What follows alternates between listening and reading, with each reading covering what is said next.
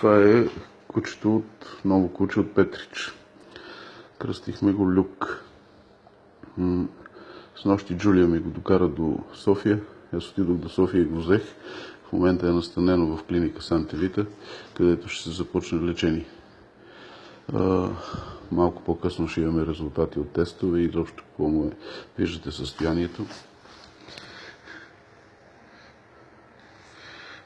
По-скоро прилича на извънземно.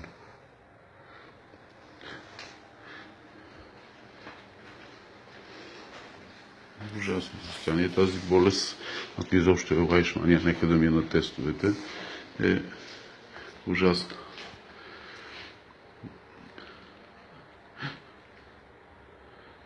Да, много тъжна и жалка картина. Голямо куче, което тежи според мен 7-8 кг. Няма как да видите, че тук е само скелет и кожа. Нещо ужасно.